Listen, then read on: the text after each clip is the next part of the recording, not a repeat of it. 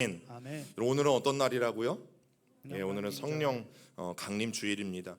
여러분 이미 성령 하나님이 우리 안에 임하셨어요. 2000년 전에 이미 성령 하나님께서 우리 안에 임하셨고, 그리고 또 하나는 이미 교회 안에도 성령께서 함께 하신다는 사실에 오늘 우리가 감사하는 마음으로 오늘 이 말씀 가운데 나아가기를 여러분 간절히 소망합니다. 그런데 사실 이 사도행전 2장 1절부터 4절까지의 이 말씀은요, 아직까지도 논쟁이 많고 또 이견이 많고, 그래서 서로 의견 충돌이 있고 갈등이 있는 본문이 오늘 이 본문이에요. 이 부분에서만큼은 많은 어떤 신학자들이나 아니면 좀 잘 안다는 사람들이 절대 양보하지 않는 부분이 여러분 바로 이 부분이기도 해요. 그래서 고집을 부리거나 아니면 내 의견을 뒤로 물러서지 않고 논쟁이 벌어지기도 하는 말씀이 사실은 오늘 본문이에요. 그래서 오늘 이 말씀을 어떻게 해석하느냐에 따라서 여러분 교회마다 또 성격이나 성향이 다르잖아요. 이런 교회가 생기기도 하고 또 저런 교회의 성격들을 갖기도 한단 말이죠. 여러분 그렇기 때문에 우리가 하나님의 말씀을 대할 때마다 꼭 기억하셔야 될 게, 또 꼭 기도하셔야 될 게, 여러분 성령께서 우리의 마음속에 역사하여 주시고 또 성령께서 하나님의 말씀을 제대로 깨닫게 하여 주시고 또 말씀을 보는 눈을 열어주신다는 사실을 여러분 잊지 마셔야 돼요. 여러분 우리는 우리의 눈으로 절대 성경을 읽을 수 없습니다. 또 우리가 살아왔던 어떤 경험이나 문화적인 배경으로 절대 성경을 읽어 내려갈 수 없어요.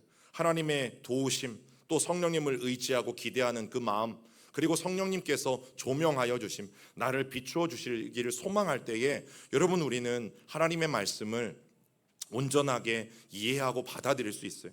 여러분 보통 성경을 대할 때 우리가 하는 실수들이 뭐냐면, 성경의 어떤 한 부분 아니면 한 단어 아니면 한 문장만을 보고 여러분 성경을 이해하고 판단하는 경우들이 있는데, 그 일들의 가장 큰 문제가 무엇인가 하면 여러분 성경을 정확하게 볼 수 없다라는 거죠.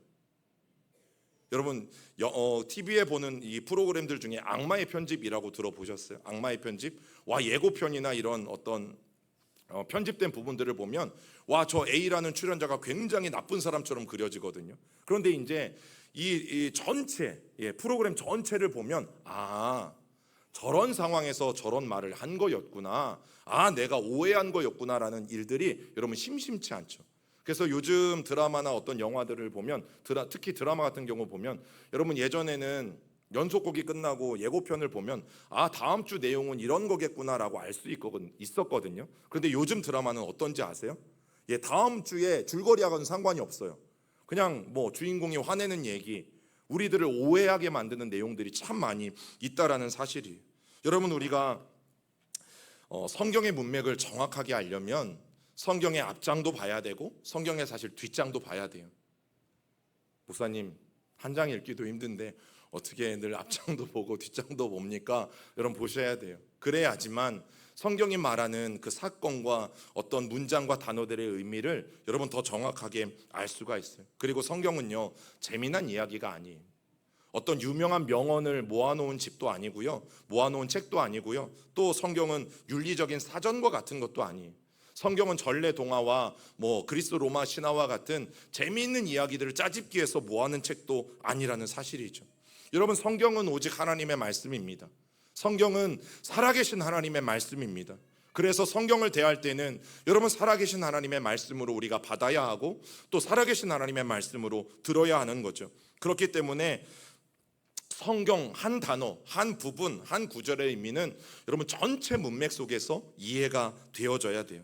여러분 종종 힘이 된다 싶은 성경 구절들을 문맥에서 이렇게 따로 떼어 사용되어지는 경우들이 있잖아요. 그러면 여러분 우리가 성경에서 진짜 말하려고 하는 하나님의 의도와 뜻을 여러분 제대로 분별하지 못할 때가 많이 있습니다.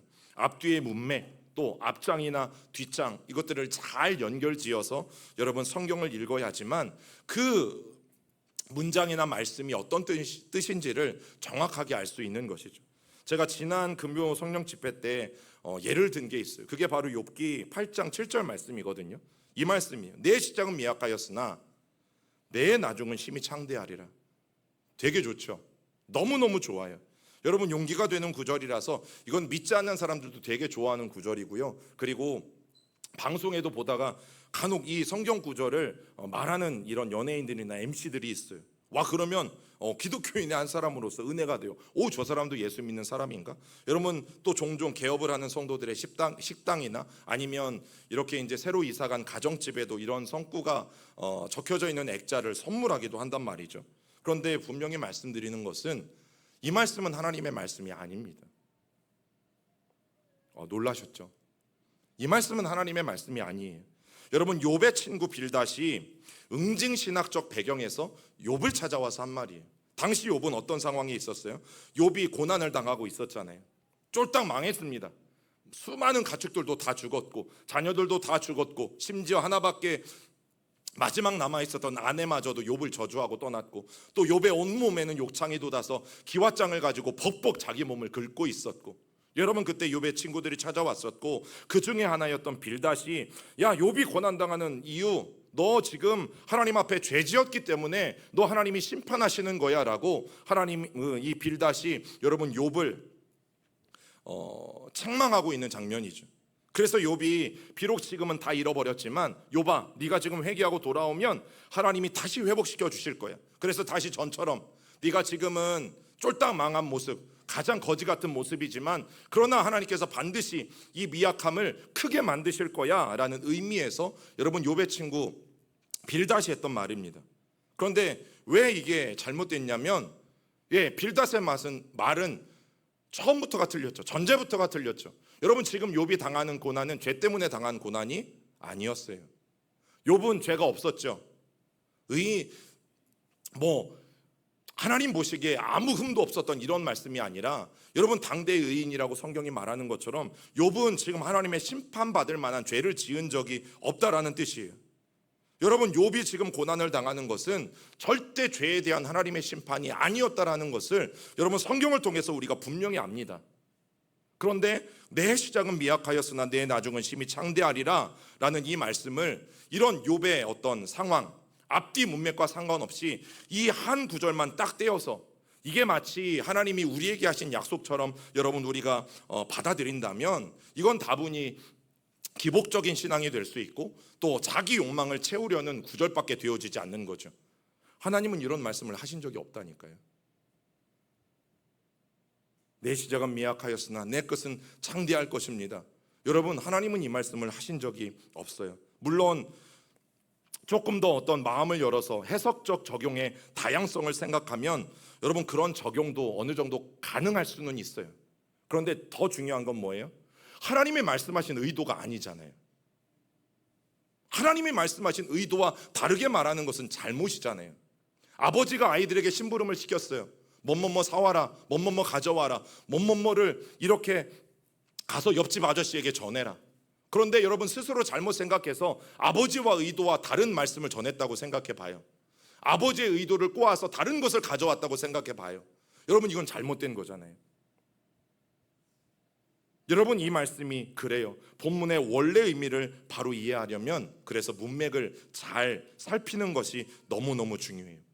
여러분 이해 못지않게 중요한 게 성경 전체를 통해서 가지게 되는 해석의 전제가 무엇인지를 살펴보셔야 되는데 그래야지만 우리가 하나님의 뜻과 하나님의 의도를 오해하지 않고 그나마 우리가 하나님의 말씀을 더 자세히 그리고 정확하게 우리가 이해하고 받아들일 수 있어요. 여러분 성경에 나오는 사건도 마찬가지. 제가 오늘 이 성령 강림 사건이 그런 거라고 말씀드렸잖아요. 이견도 참 많고 서로 날 세우는 가운데 논쟁하고 그렇게 갈등하는 본문이 오늘 본문이라고. 그러면 오늘 본문과 같이 중요한 사건도 그렇게 봐야 되는 거죠. 여러분 오늘 사건은 다른 성경과 상관없는, 즉 성경 66권의 다른 성경들과 상관없이 그냥 독단적으로 하나만 있는 성경의 사건은 아니죠.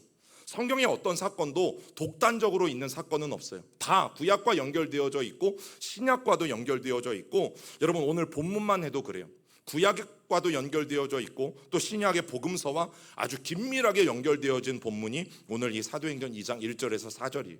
그리고 특별히 서신서들이 이 성령 사건에 대해서 굉장히 잘 해석해 주고 있어요. 그러면 여러분 이 본문을 잘 이해하려면 구약도 봐야 되고 또 복음서도 봐야 되고 사실은 서신서도 봐야 돼요. 그런데 오늘 우리가 다 볼 수는 없어도 짤막짤막하지만 여러분 그렇게 연관된 성경 전체적인 배경, 그 근거들을 놓고 오늘 이 성령 강림 주일에 이 성령님의 오심에 대해서 오늘 우리가 나누려고 해요. 그래서 오늘 말씀은 평소보다 많이 읽을 거예요. 여러 군데를 많이 읽을 건데 여러분 그래도 마음에 새기시면서 우리가 잘 한 구절 한 구절 우리가 따라오시면 좋겠어요.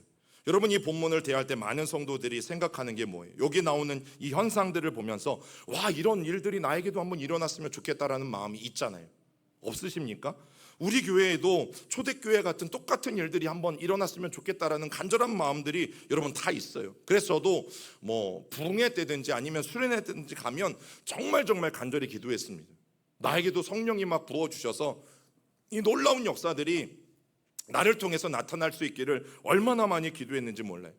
여러분 오늘 이런 예배 중에 갑자기 하늘에서 막 불이 내려오는 게 우리 눈에 보여? 예, 막 선풍기 바람, 에어컨 바람이 아니라 강한 바람이 막 치고 막 옆에서 자던 사람들 픽픽픽 쓰러지는 게 막 오늘 다 보여. 여러분 이런 것들을 우리가 꿈꾸잖아요. 또 우리 애들 막 각자 막 머리 위에 비둘기 같은 막 모양들이 있고 와, 성령님이 임하는가 보다. 여러분 이런 마음들이 있고 또 그 요란한 소리를 듣고 우리가 이 교회 밖을 뛰어나가서 그 성령님의 감동이 되어서 막 복음을 전하러 나아가고 그런 모습들을 보고 막 주변에 있는 사람들이 오, 정말 하나님은 살아계시는구나. 그래서 막 돌아오는 이런 꿈들을 우리가 한 번쯤은 다 꿔본 적이 있진 않습니까? 여러분 이런 일들이 있다면, 와, 성령께서 이렇게 역사해 주시는 이런 일들이 있다면 우리의 믿음은 더 강해질 텐데 또 믿음이 없는 사람들도 믿음이 더 자라나게 되어질 텐데 이런 생각들을 우리가 한 번쯤은 다 해본다라는 사실이죠. 여러분 이렇게 오순절 성령 강림이 지금 나와 또 우리 교회에 다시 일어날 수 있는 사건이라고 우리가 해석해 버린다면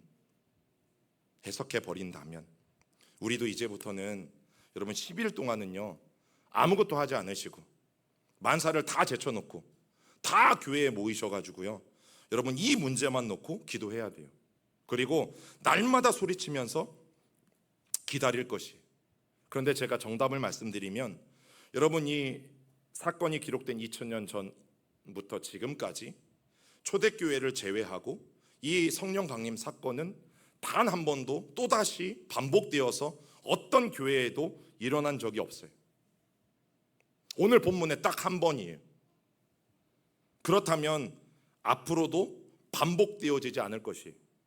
주님 오시는 그날까지 이 성령 강림 사건은 또다시 일어나지 않을 것이에요. 왜냐하면 성령 강림, 즉 성령이 오셨던 이 사건은 여러분 이 땅과 교회 위에 이미 일어난 일입니다. 이미 벌어진 일이에요. 그리고 하나님께서 우리에게 주신 약속, 그 약속이 성취된 사건이 여러분 성령 강림 사건이기 때문이에요. 이 성령 강림 사건은 성도들이 뜨거운 마음으로 모여서 열정적으로 기도했더니 나도 모르게 어느 날 갑자기 성령님이 임하셔서 나타난 일이 아니라 여러분 하나님께서 오래전부터 성령님을 보내주실 것을 약속하셨고 하나님은 그 약속에 대한 응답으로 오늘 이 성령 강림 사건이 여러분 2000년 전에 일어났던 일이에요. 여러분 우리가 그것을 성경을 통해서 확인할 수 있습니다.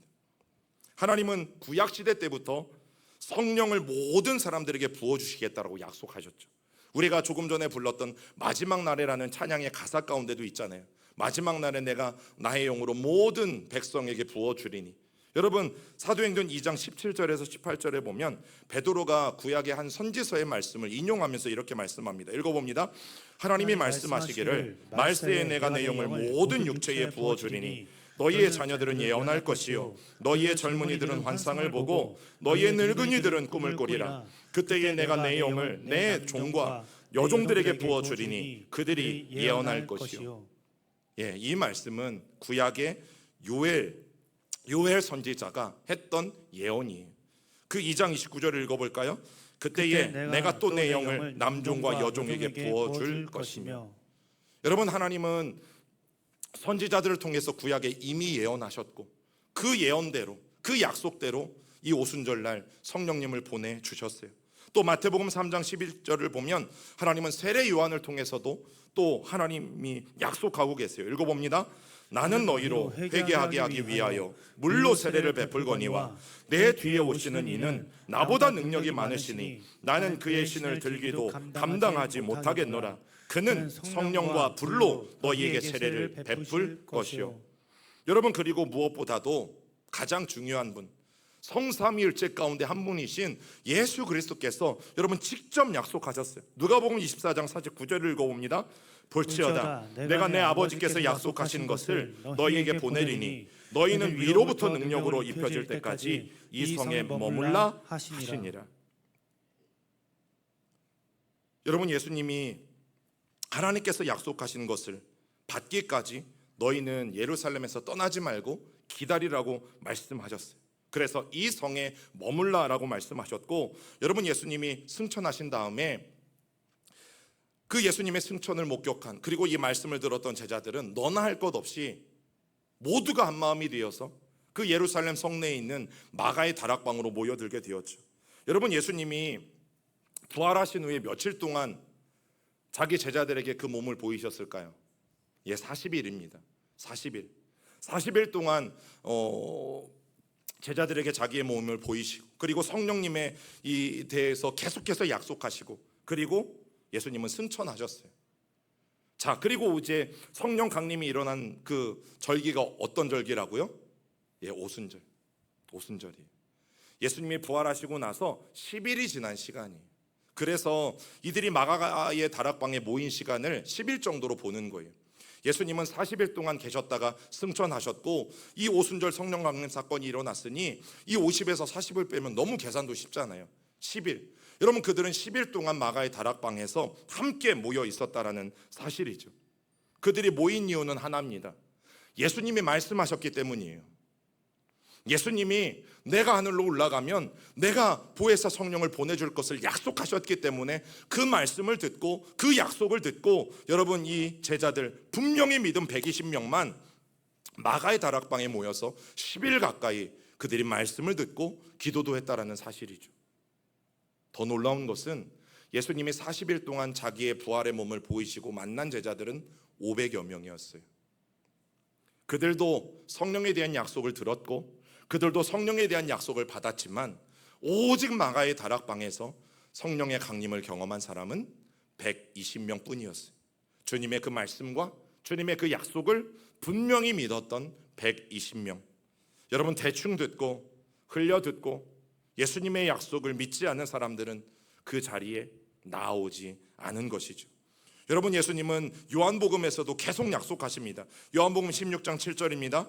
그러나 내가 너희에게 실상을 말하노니 내가 떠나가는 것이 너희에게 유익이라. 내가 떠나가지 아니하면 보혜사가 너희에게로 오시지 아니할 것이요 가면 내가 그를 너희에게로 보내리니. 16장 13절입니다. 그러나 진리의 성령이 오시면 그가 너희를 모든 진리 가운데로 인도하시리니 그가 스스로 말하지 않고 오직 들은 것을 말하며 장래일을 너희에게 알리시리라. 여러분, 예수님은 자기가 세상을 떠나는 것이 너희 모두에게 유익이라고 말씀하셨어요. 내가 떠나는 것이 훨씬 더 너희에게 좋다고 말씀하시면서 내가 가야지만 성령이 너희에게 오실 것이라고 분명히 말씀하고 계셨죠. 그리고 그 진리의 영이 오시면 여러분, 우리를 진리 가운데로 인도할 것이고, 그 진리로 말미암아 여러분, 그 성령이 우리 속에 거하실 것이고, 또 단순히 한순간만이 아니라 영원히 성령께서 우리 안에 거하시며 함께 하실 것에 대해서 여러분, 예수님이 분명히, 그것도 한 번이 아니라 여러 번 반복해서 가르쳐 주셨어요.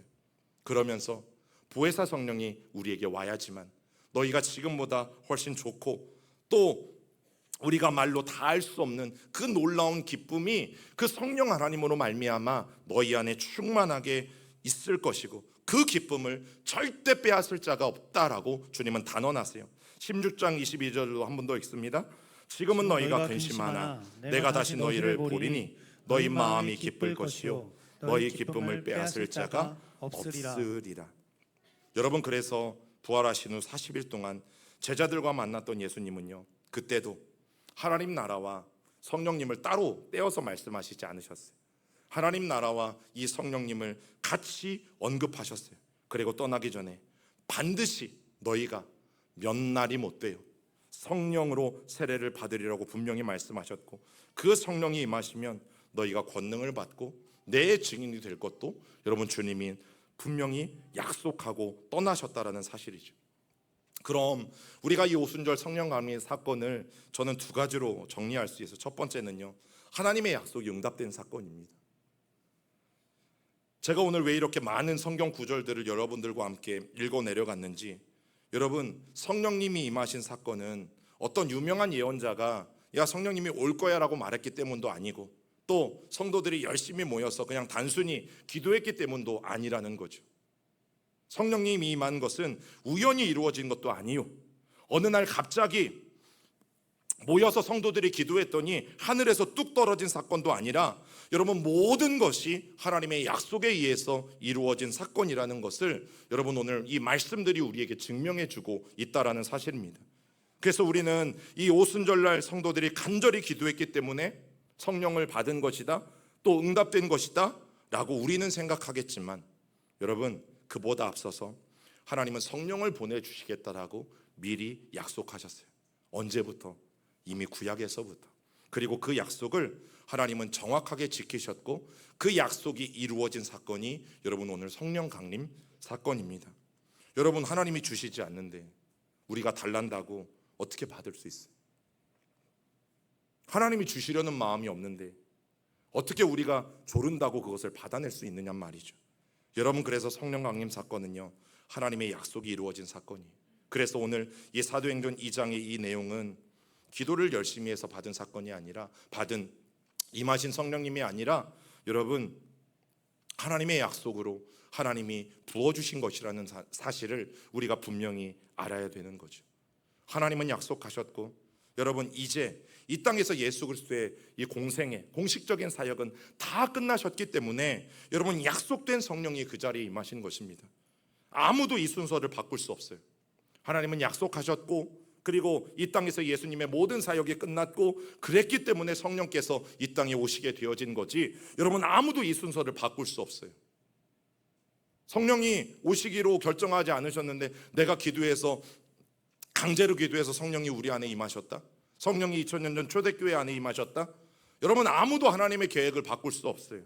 오순절 성령 강림 사건은 어디까지나 주님이 십자가에 달려 죽으셨고, 그리고 그는 3일 만에 부활하셨고, 그리고 이제 모든 백성들에게, 모든 사람들에게 영원한 생명을 주실 그 구원의 문을 활짝 열어놓으셨기 때문에 여러분 일어났던 역사고 은혜인 거죠. 만약 예수님께서 이 십자가와 부활을 통해서 구원 사역을 성취하지 않으셨다면 어쩌면 성령님은 절대로 오실 수 없거나 아니면 오실 이유도 없었을 거예요. 그리고 두 번째 중요한 것은, 여러분 성령 강림은요 이미 일어난 사건이에요. 이미 일어난 사건이에요. 그리고 일회적인 사건이에요. 반복되어서 여러 번 일어날 수 있는 일이 아니라는 거예요. 여러분 예수님이 이 땅에 오신 초림의 사건이, 물론 예수님은 다시 재림하실 것이지만, 여러분 예수님이 이 땅에 처음 오신 그 사건이 반복될 수 있을까요? 없을까요? 예, 없습니다. 여러분 성령의 사건도 마찬가지예요. 이미 성령님도 2000년 전에 오셨어요. 예수님이 이 땅에 오실 때에 목자들이 천사가 전한 소식을 듣고 환호하면서 짐승의 구유에 누워 있었던 예수님을 보고 기뻐했고, 또 유대 산촌에서는 의로운 사람들이 성령 충만해서 예언했고, 심지어 복중에 그 마리아가 성령이 충만해서 예수님을 잉태하고 찬양했잖아요. 그러면 이 일들도 다시 일어날까요? 아니면 일어나지 않을까요? 예, 다시 일어나지 않아요. 여러분 한 번으로 끝난 일들이라는 사실이죠. 왜냐하면 단 한 번으로 이 모든 일들은 이미 끝났고 앞으로는 반복되어지지 않을 일들이에요. 예수님께서 십자가를 지시기 위해 이 땅에 오신 것도 한 번으로 끝났죠. 성령이 예수님을 대신하여 교회에 임하신 역사도 여러분 한 번의 사건으로 시작되는 것이지, 성령님이 오셨다가 가셨다가 여러분 이것이 반복되는 사건이 아니라는 거죠. 여러분 그런 의미에서 이제 성경에도 성령에 관한 이 찬송가에도 찬송가들이 많이 있잖아요. 그 중에서 가장 어떤 이런 신학적인 입장이나 성경적인 입장과 제일 맞는 노래를, 찬양을 고른다면 195장이 성령이여 우리 찬송 부를 때 진심으로 찬양하게 하소서. 성령이여 우리 성경 읽을 때 그 속에서 빛을 보게 하소서. 왜 이 찬송이 가장 성령 하나님에 대해서 정확하게 표현하고 있는지를 말씀드리는가 하면, 여러분 이미 성령님이 우리 안에 계신 것을 전제함으로 이 가사가 쓰여져 있어요. 성령이여 오소서가 아니라, 성령님이여 임하여 달라가 아니라, 성령이여 우리 찬송 부를 때 이미 내 안에 성령이 계신 것을 믿고 우리가 찬송 부를 때는 진심으로 찬양하게 하시고, 내 안에 계신 성령님, 우리가 성경을 읽을 때는 그 속에서 빛을 보게 하여 달라고 부르고 있기 때문이죠. 여러분, 빈들의 마르풀 같이도 너무나 좋은 찬송이고, 또 불길 같은 주성령도 너무나 좋은 찬송이지만, 여러분 성령과 관련해서 좋은 찬송이에요. 그런데 신학적으로 볼 때 조금 약점을 가지고 있어요. 마치 성령이 임하셨다가 올라가시고, 또 성령이 내 안에 계셨다가 떠나가시고, 여러분 우리가 성령님을 속삭이거나 또 근심하게 하면 또 성령님은 우리와 멀어지시고 우리와 함께하지 않으시고 멀리 다시 하나님 보좌로 가시고, 여러분 그런 식으로 오해하기 쉬운 가사이기 때문에 그렇습니다. 우리가 성령님을 그런 분으로 생각한다면 여러분 신앙생활이 어려우실 거예요. 예를 들면 그렇습니다. 여러분 12제자와 예수님의 관계를 보면 쉽게 이해하실 수 있어요. 적어도 12제자와 예수님은 3년 반은 같이 살았잖아요. 늘 같이 살았어요. 자, 그런데 보세요. 이 12명의 제자들이 예수님의 속을 썩였을까요? 안 썩였을까요? 썩였죠. 한두 번일까요? 셀 수가 없을까요? 성경에만 몇 번 나와 있지 3년 반 동안 이 제자들이 예수님의 마음을 얼마나 속상하게 했을지 여러분 안 봐도 비디오예요. 그런데 보세요. 그럴 때마다 예수님은 어떻게 하셨어요? 베드로가 오늘 내 속을 그렇게 썩이니까 내가 한 2, 3일 내가 너희들과 좀 떨어져 있어야겠다. 오늘 요한이 또 오늘은 속을 썩이니까 내가 요한과도 한 5일 정도 떨어져 있어야겠다. 여러분 성경에 예수님이 그러신 적이 있어요? 제자들이 단체로 예수님을 배반하고 제자들이 예수님을 단체로 비방해도 여러분 예수님이 언제 제자들을 버리고 도망가신 적이 있어요? 단 한 번도 없으세요. 아무리 속상하게 하고 아무리 제자들이 못난 짓을 해도 예수님은 3년 반 동안 늘 그들과 함께하고 계셨죠. 그리고 도망가셨다가 예수님 잘못하셨다 그러면 예수님도 씩 웃으시면서 그래 이제 같이 살자, 다시 내 제자가 될 자격이 있어, 나 쫓아와. 여러분 예수님 그러셨어요? 성경에 단 한 번도 그런 적이 없어요. 제자들이 속도 썩이고 여러 가지 어려운 상황들도 예수님께 많이 만들어냈지만 여러분 예수님은 그때마다 떠나지 않으시고 어떻게 하셨어요? 끝까지 함께 하셨죠. 임마누엘 되신 예수님이 끝까지 제자들을 포기하지 않고 끝까지 함께 하셨죠. 심지어 제자들이 예수님을 배반하고 다 무서워서 고기 잡으러 가겠다고 십자가 앞에서 도망해서 디베라로 갔을 때는 예수님은 어떻게 하셨어요? 끝까지 쫓아가셨잖아요. 끝까지 쫓아가셔서 혼낸 게 아니라 그들을 다시 부무시고 다시 기회를 주시고 여전히 그들과 함께 하셨잖아요. 여러분 성령님이 똑같으세요. 성령님도 하나님이시잖아요. 여러분 성령님은 우리가 부리는 어떤 존재가 아니에요. 성령님은 내가 부릴 때 나에게 나타나서 내 기도에 응답해주고 또 휙 하고 떠나는 그런 분이 아니다라는 사실이죠. 성령님도 인격이시고 성령님도 삼위 하나님 중에 한 분이시잖아요. 그래서 저는 성령님이라는 표현도 좋지만 성령 하나님이라는 표현이 더 좋아요. 그래야 제 마음속에도 성령님에 대한 이 어떤 존재와 그분에 대한 어떤 가치를 제가 조금 더 명확하게 이해할 수 있기 때문에, 진심으로 하나님이라고 제가 받아들일 수 있기 때문에, 여러분 한 번 교회에 임하신 여러분 성령님은 주님이 말씀하신 대로 뭐 하실 거예요? 이 세상 끝날까지 우리와 함께 하실 거예요. 여러분 그게 성경이 말해주고 있는 진리죠. 그래서 2000년 전 이미 교회와 또 그 시대의 성도들에게 임하신 성령님은요 지금도 이 땅의 교회들, 그리고 오늘 예배하고 있는 우리 시온교회, 그리고 예수를 구주로 고백한 여러분들 안에 여러분 성령 하나님이 이미 함께 하시고 계신다는 사실이죠. 그래서 우리의 기도 가운데 성령님 뭐 또 임하세요, 성령님 와주세요, 여러분 이런 기도의 의미는 저는 알아요. 우리가 성령 충만을 구할 때 그렇게 기도하는 의미는 저도 알지만, 그러나 명확하게 보면 여러분 성령님은 이미 여러분들 안에 계세요. 그리고 이미 이 교회 안에 계시고 우리가 때론 부족하고 우리가 때론 연약해서 성령님의 마음에 근심케 하고 또 성령님의 마음을 여러분 속상하게 만들어도 여러분 그분은 이제나 저제나 떠나지 않고 여전히 우리 가운데 거하시면서 우리와 함께하고 계시다는 사실이죠. 34년 동안 시온교회 역사 속에 하나님은 여전히 거하시면서 이 교회 위에도 함께하고 계시다는 사실이죠. 여러분 절대 애통하고 근심할지언정 성령님은 우리를 떠나신 적이 없으세요. 자, 그런데 문제는 뭐예요? 왜 나는 자꾸 성령님이 안 계신 것 같을까? 왜 성령님이 나와는 좀 먼 분 같을까?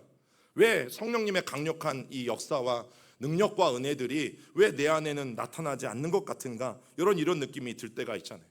기도를 안 하는 것도 아니고 내가 성령 충만을 위해서 간구하지 않는 것도 아니고 예배를 빼먹는 것도 아닌데 여러분 왜 우리는 그런 느낌을 갖는 것일까? 몇 가지 이유들이 있을 텐데 여러분 우리가 죄를 범하거나 또 하나님 앞에 순종하지 않아서 여러분 그것은 우리 안에 계신 성령의 사역들이 많이 위축되어 있기 때문이에요. 여러분 성령님이 강하게 역사하시면 좋겠는데 어딘가 모르게 내 안에 자꾸 불순종하는 면이 있거나 또 게으른 면이 있거나 성령님의 다스림을 내가 받아야 되는데 내가 자꾸만 내 육신의 소욕 때문에 성령님을 이용하려고 하거나 어떤 성령님을 인격적으로 내가 사랑하고 그분과 함께 교제하는 것이 아니라 성령의 능력이 탐이 나서 내가 자꾸 그분을 이용하려 한다면 여러분 성령께서 우리를 강하게 사로잡으실 수가 없죠. 그리고 성령님께서 우리를 인도하시려고 해도 여러분 우리는 어느 순간 브레이크가 걸리고 자꾸 제약을 받게 되어지는 것이에요. 그럴 때 부를 수 있는 찬송가가 빈들의 마르풀 같이 시들은 나의 영혼. 하나님 다시 한번 그 시들은 나의 영혼 가운데 자꾸만 내 욕구와 내 육체적인 이 소욕 때문에 성령을 거스르고 성령을 회방하고 성령의 다스림을 받기를 싫어하는 이 마음들 속에 다시 한번 성령의 은혜를 부어주셔서 나를 성령에 순종하는 사람으로 만들어 달라고 고백할 때 여러분 그런 찬송을 부를 수 있는 거죠. 여러분 저는 두 종류의 성도가 있다고 생각합니다. 성령의 충만함을 구하는 사람들 중에 원래 성경이 말하는 성령의 충만함을 구해야 되는 목적은 이제부터 뭐 하기 위함이에요? 우리가 성령의 다스림을 받기 위함 아닙니까? 여러분 그것 때문에 우리가 성령의 충만함을 구하는 거 아니에요? 하나님 성령께서 내 주인 되어주시고 성령께서 이제부터 나를 다스려 주시고 또 나를 가르쳐 주셔서 하나님 내 삶이 성령님께 순종하는 삶이 되길 원합니다. 이게 원래 목적 아니에요? 그런데 이 목적이 잘못될 때 성령을 통해서 나에게도 좀 능력이 나타나면 좋겠다. 성령을 통해서 나도 뭐 은사라는 게 좀 있으면 좋겠다. 성령을 통해서 나에게도 남이 없는 어떤 그런 특별한 능력들이 나타나면 좋겠다. 여러분 그거 있으시면 뭐 하시려고요? 여러분 그거 있으시면 뭐 하시려고요? 여러분 주님께서 예수님께서 승천하시면서 왜 성령 하나님을 보내주겠다고 하셨는지 그 이유를 우리가 분명히 안다면 이제 제자들의 마음으로 한번 돌아가 보세요. 3년 반 동안 함께했던 예수님이 없어요. 그동안 예수님을 의지했었는데 십자가 전과 십자가 후로 제자들의 태도가 달라지잖아요. 그리고 십자가 후에 예수님이 부활하신 후에 제자들도 이제는 완전히 변했어요. 그래서 제자들의 마음속에 이제 제대로 정말 예수님 마음 속상하지 않게 정말 예수님과 마음을 같이 해서 이제 하나님 나라를 위해서 내가 나아가고 싶고 이제 제자답게 살고 싶은데 이제 예수님이 가신대요. 그러니까 오늘 성경에 뭘 말하는 거예요? 얼마나 제자들의 마음속이 두렵겠어요. 그때 주님이 부활의 주님이 승천하신 주님이 그 말씀을 주시는 거잖아요. 걱정하지 마. 나는 가지만 부활의 영이신 성령 하나님께서 너에게 오실 거예요.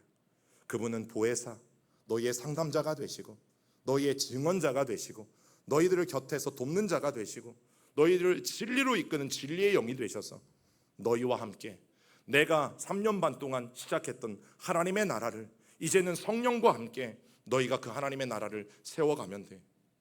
여러분 하나님의 나라와 성령이 계속 같이 언급됐다라는 말씀을 드렸잖아요. 성령 따로, 하나님 나라 따로가 아니라 하나님께서 성령을 언급하시는 것은, 예수님께서 부활의 영을 보내주시겠다라고 말씀하시는 것은 하나님 나라를 위함이었다라는 것을 우리는 너무나 잘 알 수 있어요. 방언을 주시기 위함도 아니고 예언의 은사를 주시기 위함도 아니고 성령의 각양 은사가 나타나는 건 맞지만 우리에게 그런 은사나 능력들을 부어주시기 위함이 아니라 성령 하나님과 함께 예수님이 이 땅에 시작하셨던 하나님의 나라, 회개하라 천국이 가까웠느니라, 예수님이 공생에 처음 시작하시면서 선포했던 바로 그 하나님의 나라, 이제는 내가 없지만 그 부활의 영이신 동일하신 하나님이신 성령 하나님이 너희와 함께 계시니 이제는 그 성령 하나님과 함께 하나님의 나라를 이제 너희가 계속해서 세워가라고 말씀하신 것이잖아요. 여러분, 그게 우리가 성령의 충만함을 구하는 목적이어야 하고, 그게 첫 번째 목적이고 두 번째 목적이고 그게 세 번째 목적이어야 되는 거죠. 여러분, 그런 사람들에게는 어떻게 해요? 바울이 안수할 때 은사가 부어지기도 하고, 여러분 그런 일이 나타났던 것처럼 여러분 분명히 하나님의 역사는 나타나요. 그럼 우리가 이 성령 강림 주일에 할 수 있는 것들은 무엇일까? 여러분, 먼저는요, 이미 내 안에 임하여 주신 성령님께 감사하십시오. 주님, 이미 내가 예수 그리스도를 믿는 그때 성령님 나에게 함께하여 주시니 감사합니다. 그리고 두 번째는 우리 교회에도 또 이 땅의 교회들에게도 성령께서 함께하심에 대해서 여러분 감사해야 합니다. 이 성령이 오순절 다락방에 임하지 아니하셨다면 우리는 절대로 여러분 예수님을 믿을 수가 없어요. 그리고 예수님을 구주로 고백할 수 없어요. 고린도전서 12장 3절 같이 읽어봅니다. 시작. 그러므로 내가 너희에게 알리노니 하나님의 영으로 말하는 자는 누구든지 예수를 저주할 자라 하지 아니하고 또 성령으로 아니하고는 누구든지 예수를 주시라 할 수 없느니라. 여러분, 우리가 예수님을 주님이라고 고백할 수 있었던 것은요, 우리가 예수님을 내 구원자라고 고백할 수 있었던 것은 누가 아니면 가능하지 않대요? 성령이 아니고서는 그 말을 할 수가 없대요. 여러분, 예수님이 날 위해 죽으셨다? 예수님이 날 위해 죽으셨다가 3일 만에 부활하셨다? 그분은 승천하셨고 다시 오실 것이다? 이 놀라운 사실도 여러분 성령 하나님이 아니고서는 절대 우리가 입술로 고백할 수 없고 믿어질 수 없대요. 종종 이제 그런 분들이 있을 수 있어요. 목사님, 저는 예수님을 믿는데 성령님이 내 안에 계신지는 모르겠어요. 성령님이 내 안에 역사하시는지도 저는 모르겠어요. 이렇게 말씀하시는 분들이 종종 있어요. 여러분, 이 말씀을 붙드셔야 돼요. 여러분들이 예수를 구주로 고백하고 예수를 내 삶의 주인으로 모셔드렸다면 그걸 누가 하신 거예요? 성령께서 하신 거예요. 내 안에 성령이 없는데 그 고백을 우리가 우리의 입술로 절대 할 수 없어요. 여러분, 그 일은 불가능해요. 그래서 이미 여러분 성령 사건과 예수 믿는다는 고백이 따로 있는 것이 아니라 여러분, 저와 여러분들이 예수 믿는 바로 그때에 성령께서도 이미 우리 안에 거하고 계시다라는 사실이죠.